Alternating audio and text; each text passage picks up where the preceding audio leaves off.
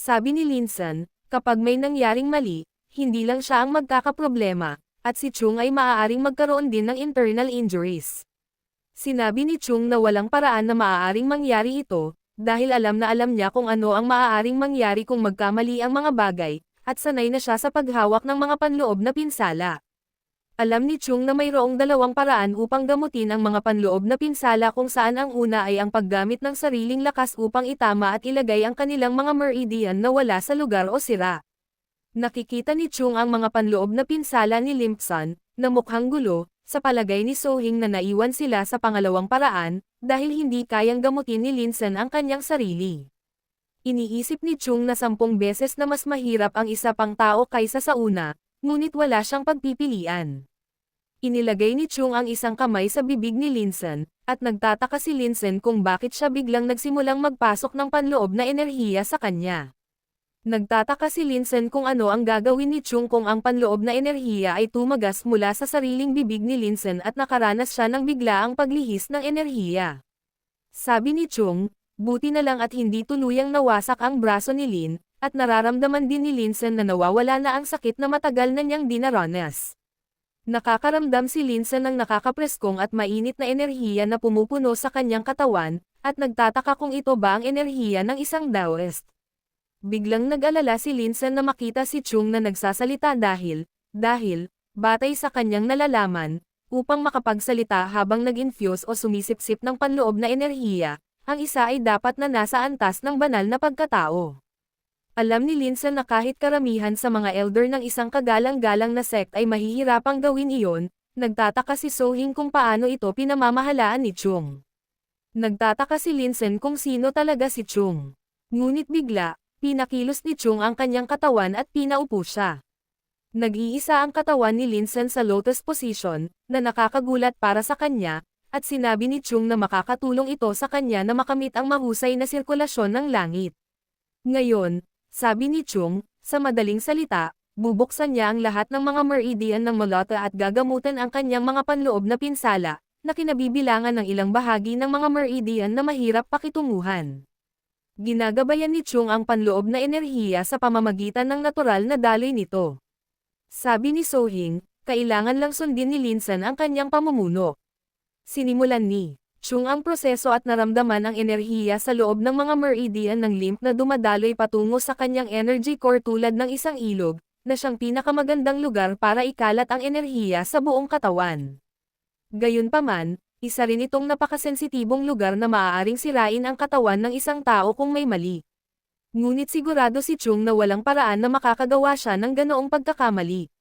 Alam ni Chung na ang mahusay na sirkulasyon ng langit ay karaniwang nakakamit ng dahan-dahan, sa loob ng isang yugto ng panahon, ngunit wala silang ganoong karangyan sa ngayon. Alam ni Chung na ang heavenly circulation na masyadong mabilis na natamo ay maaaring magkaroon ng isang tiyak na antas ng epekto. Kaya't kung maiiwang mag-isa ang sect leader, mabilis na mabibiyak ang kanyang katawan.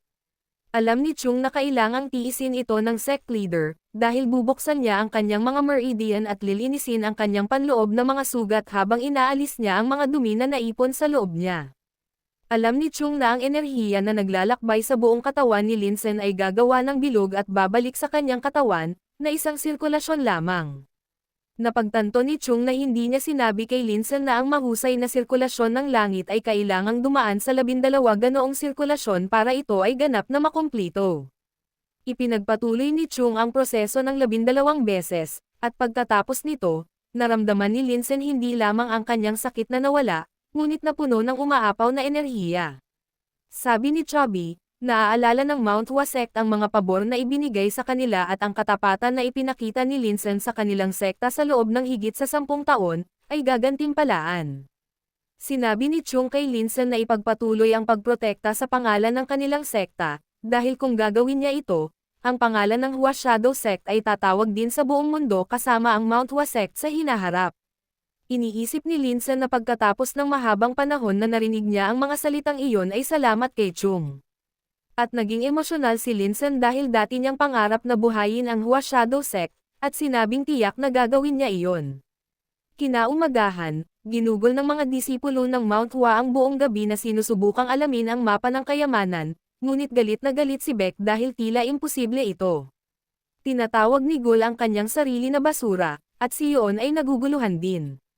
Ngunit biglang dumating si Chung doon, at nakita silang nawasak, nagtanong kung ano ang nangyayari doon. Napagtanto ni Chung na hindi nila malulutas ang mapa, at sinabi ni Beck na kailangan ng isang henyo upang malutas ito, at wala silang magagawa tungkol dito. Ginagarantiyahan ni Beck na wala pang 3 tao sa mundo ang makakalutas sa problemang ito, ngunit sinabi ni Chung na nagawa ng Wudang Sect. Sabi ni Beck dapat may talino sila. Ngunit galit na tinanong ni Chung kung sinasabi niyang magagawa ng Wudang Sect ang isang bagay na hindi kayang gawin ng Mount Hua Sect. Sinabi ni Beck na hindi niya sinabi iyon, at tiyak na may isang tao sa kanilang mga nakatatanda na makakalutas nito, ngunit imposible sa ngayon dahil kapos sila sa oras at lakas ng tao. Sinabi ni Beck na kailangan nila ng isang taong dalubhasa sa mga bitag at mekanismo, ngunit sinabi ni Gul na mahirap makahanap ng eksperto sa bitag kahit sa kabisera. Sinabi ni Gul na magiging mas mahirap sa kanayunan tulad ng Nanyang. Kaya tinanong ni Yoon kung ano ang balak gawin ni Chung Mayong. Sabi ni Yoon, mas maganda siguro kung pupunta sila sa isang malaking lungsod ngayon. Ngunit sinabi ni Chung Hee na malapit nang dumagsa ang Wudang Sect dito, ngunit gusto nilang pumunta siya sa isang malaking lungsod upang maghanap ng tulong upang malutas ito. Sinimulan silang pag-alitan ni Chung, ngunit sinabi ni Beck na wala na silang magagawa. Sinabi ni Chung na laging may paraan. Ngunit ang kanyang mga ekspresyon ay nakakatakot sa lahat, at iniisip nila kung ano ang kanyang ginagawa. Dahil hindi nila masolve ang code sa likod ng mapa, ibinalik ito ni Yunjong kay Chung Mayong. Nagtanong si Chung Mayong, totoo ba ito? Sumagot si Yunjong, oo, sa tingin ko. Ito ay mahirap, ngunit mayroon itong mga patakaran upang malutas ito. May naisip na sana ako kung may oras pa ako. Sinabi ni Chung Mayong, kaya, sa kasalukuyan ay imposible. Sa anumang kaso, hindi bababa sa sigurado kami na ito ang tunay na bagay. Ngayong sigurado na siya na ito ang totoong bagay, gusto niyang makabuo ng solusyon kung paano sila makakapunta sa Sword Graveyard. Sinabi ni Yunjong kay Chung Mayong na ang paglutas nito sa simula, ay imposible. Tanong ni Yunjong, hindi natin kayang harapin ang Wudang Sect na mag-isa, tama ba? Kaya isuko na natin ito.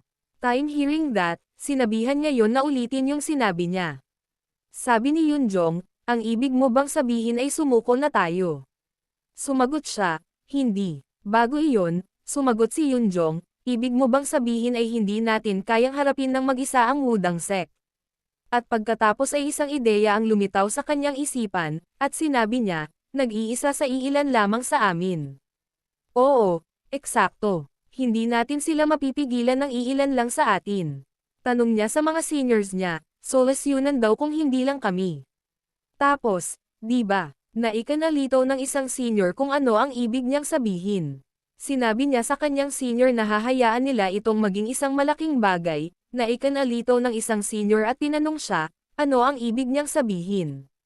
Sinabi sa kanila ni Chung Mayong, tulad ng sinabi mo, hindi natin mapipigilan ang Wudang Sect sa mga tao lang dito. Kung ganoon, mas mabuting gawin natin itong isang malaking bagay. Sa halip, masaya niyang idinagdag, sasabihin natin sa mundo na ang espada ng libingan ay nasa isang lugar sa Nanyang. Natahimik ang lahat ng marinig iyon, kahit si UISIL ay hindi makapaniwala na sinadya niyang palakihin ang bagay na ito dahil doon. Nag-beast mode si Baekhyun at sinigawan siya, are you out of your mind? Nagpunta ka at lumikha ng isang impyerno ng gulo, at ngayon gusto mong ipakalat ang balita ng isang kayamanan na nagkakahalaga ng milyon-milyong ginto sa lahat ng dako. Seryoso ka bang baliw? Itinaas ni Yunjong ang kanyang kamay para huminahon ang isang senior, at sinabi niya, sandali. Iyan ay parang baliw, ngunit kung iisipin mo, hindi siya lubos na mali, bagaman. Isipin mo ulit ito, kung ang Wudang Sect, na desperado na mahanap ang Sword Graveyard ay magpapadala ng mga reinforcement mula sa pangunahing set, kung gayon ang bilang ng mga taong ipinadala ay napakalaki.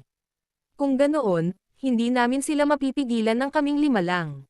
Kung ang marami sa mga disipulo ng Wudang ay sumalakay ng sabay-sabay, wala tayong pagkakataon, kahit nakasama natin si Chung Mayong. Inilagay niya ang dumi at bato bilang isang ilustrasyon, at sinabi niya, gayunpaman, paano kung ang iba't ibang mga sekta mula sa buong mundo ay magsimulang magtipon dito? Napagtanto ni Jojio ang ibig sabihin ni Yunjong, at sumigaw siya, sadyang gumagawa kami ng magulong sitwasyon. Hindi tayo makakalusot sa Wudang sect kung magpapadala sila ng mas maraming tao dito, ngunit kung maraming sect ang kasali at magiging magulo ang sitwasyon, baka magkaroon tayo ng pagkakataon na isiksik ang ating sarili doon sa panahon ng kaguluhan, at mayroon tayong isang tao, sa atin na magdadabog kapag may anggulo diba?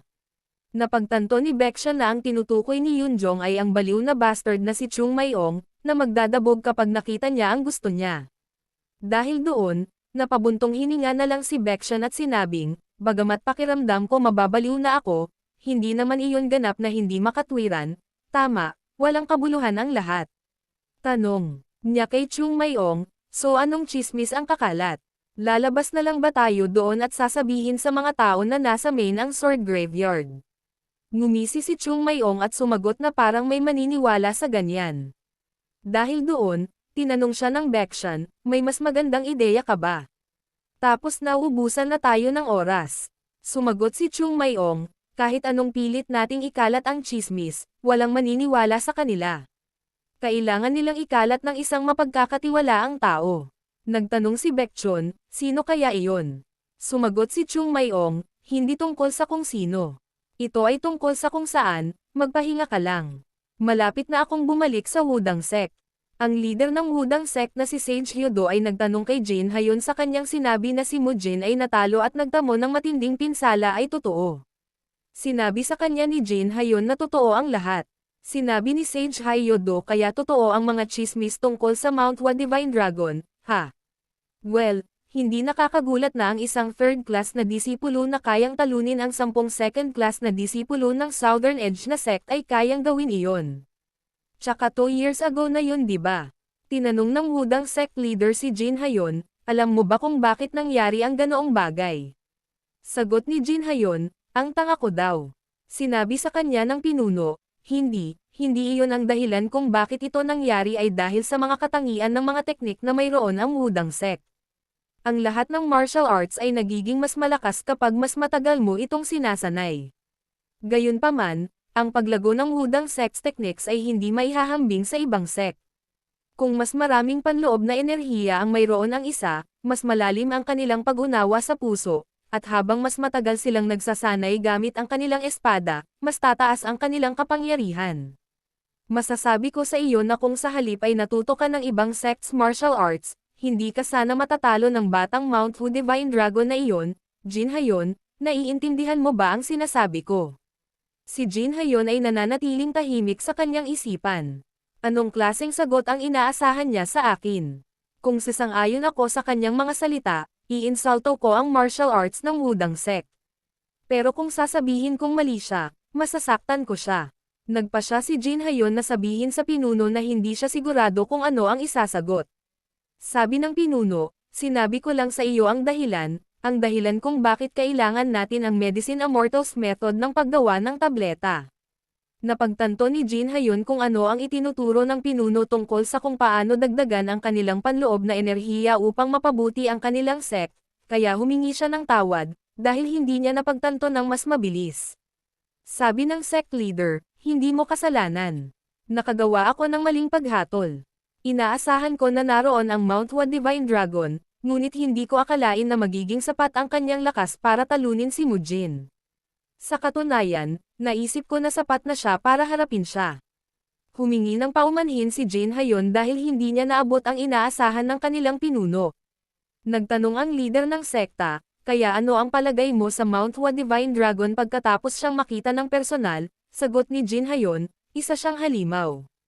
Nagkaroon din kami ng problema sa pakikitungo sa iba pang mga Mount Wa sect disciples, ngunit siya ay nasa ibang antas. Nasa malalim na pag-iisip ang sect leader, sa narinig niya kay Jin Hayon, sa isip niya, ganoon ba siya kalakas? Mas talented pa si Jin Hayon kaysa kay Wu Jin sa kanyang edad, para maramdaman ng isang tulad niya na ang Mount Wu Divine Dragon ay isang mataas na pader na dapat lampasan, ito ang problemang mahirap kalimutan. Pagkatapos ng lahat, maaaring mga hulugan iyon na ang posisyon ng susunod na henerasyon ng Wudang sect ay nasa panganib.